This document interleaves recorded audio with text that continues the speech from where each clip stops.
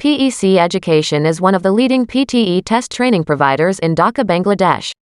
PEC Education started its journey in 2016 with providing one-stop PTE academic supports and services. There are several PTE courses that PEC offers both online and on campus to its students. All of the PTE courses includes PTE study materials and free PTE mock tests. Please call for detailed information PTE course preparation and services to 01713167969 or visit the website www.pecpte.com. Someone who looks extremely active, whose diary is filled from morning till night, who is always running to answer messages and meet clients may appear the opposite of lazy, but secretly, there may be a lot of avoidance going on beneath the outward frenzy. Busy people can evade a different order of undertaking. They are practically a hive of activity, yet they don't get around to working out their real feelings. They constantly delay the investigation of their own lives. They are lazy when it comes to understanding particular emotions. Their busyness may be a subtle but powerful form of distraction. Our minds are in general a great deal readier to execute than to reflect. They can be rendered deeply uncomfortable by so-called large questions. What am I really trying to do? What do I actually enjoy? Who am I trying to please? By contrast, the easy bit can be the running around, they never pausing to ask why, they repeatedly ensuring that there isn't a moment to have doubts or feel sad or searching. Busyness can mask a vicious form of laziness. Our lives might be a lot more balanced if we learn to reallocate prestige, putting it away from those with a full diary, and towards those wise enough to allow for some afternoons of reflection. We should think that there is courage not just in traveling the world, but also in daring to sit at home with one's thoughts for a while, risking encounters with certain anxiety-inducing or melancholy but also highly necessary ideas.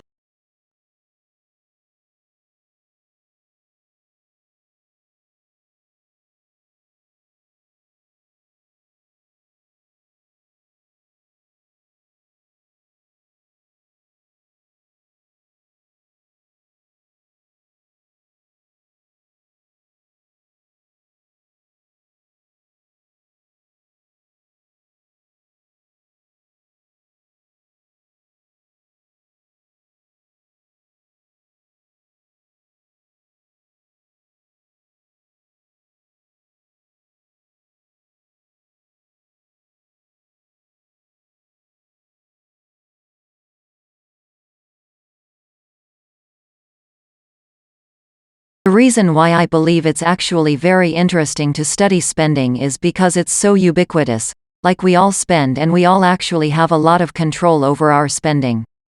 We are going to spend some of our money because we have to, and are we really thinking about spending it in ways that might actually make us happy? And if yes, what can we learn as researchers to help people? First off, know yourself. Are you an introvert, an extrovert? How do you want to spend your money? Second, use your money to build social relationships. And third, put an emphasis on experiences over things. So if I were to analyze myself for my money, if I'm getting the best return, I am a person who loves my family and I love sharing experiences with them around food. So I'm thinking I will spend that extra budget money, for the purposes of the show, to take my mom with me to Italy and we have some fantastic meals.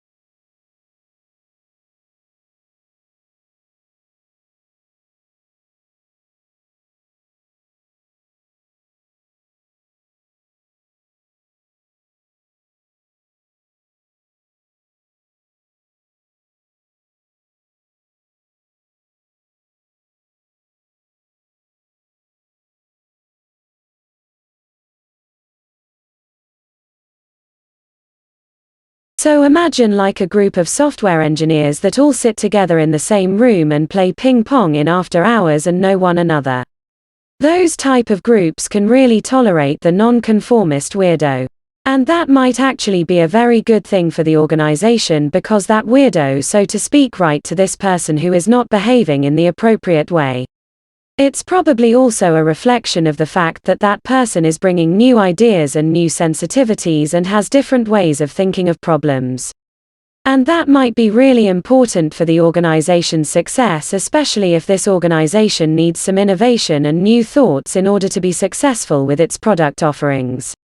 So we find that there's this trade-off between your ability or tendency to behave in a compliant way, but also this security or lack thereof that you gain from the extent to which you are part of a tight-knit group or not. And really being in the right kind sweet spot leads to bring greatest success in the organizations.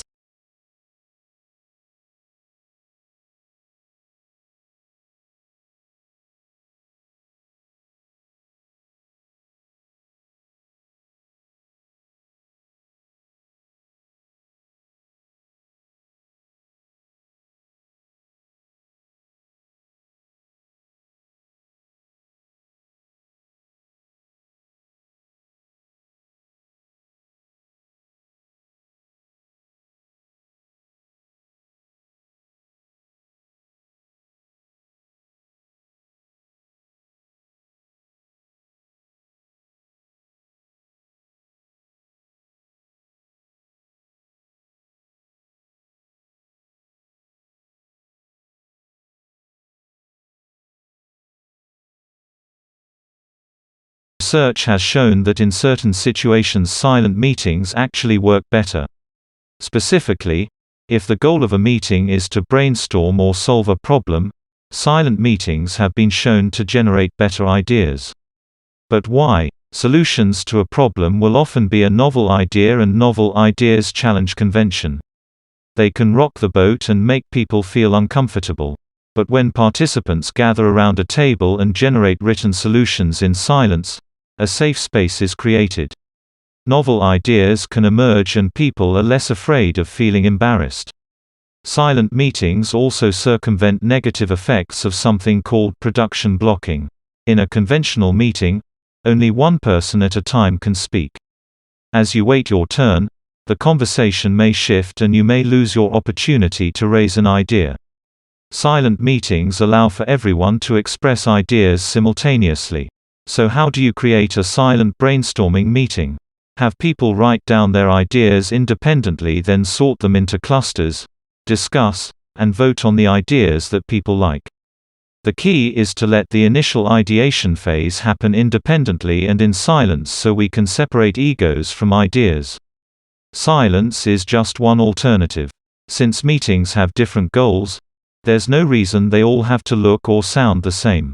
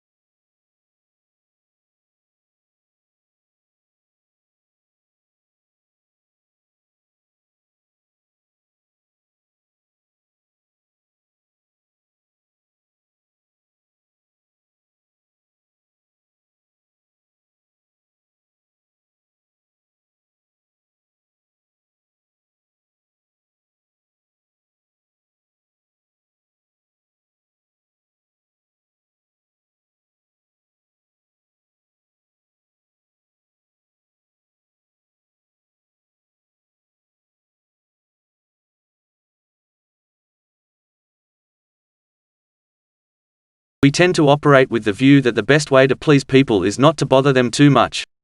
We keep many of our dilemmas and confusions away from those we like, for fear of irritating or inconveniencing them and so spoiling the relationship. But our analysis is missing a key detail of human psychology: we like to be bothered. Not at all time and over all things, nor at the expense of our own critical needs, but fundamentally, we have a powerful urge to feel helpful. We need to be needed. All of us suffer from a fear of superfluity, which the requirements of others has a critical capacity to appease. We can pick this theme up in the realm of work. Work is at its most gratifying when it affords us a feeling that we have, over the course of the day, managed to appease the suffering or increase the pleasure of another person. There are so many stories of being exhausted by the requests of others, too few of the delight we experience when we turn around someone else's distress, boredom or craving. We can't ultimately feel our valuable sides until we are called upon to exercise them. We don't have a sense of our strength until someone else needs us to lift something. We can't feel intelligent until someone asks us to solve an issue. We can't feel wise until we've been brought in to adjudicate a dispute. We rely on the needs of others to remind us of what we're capable.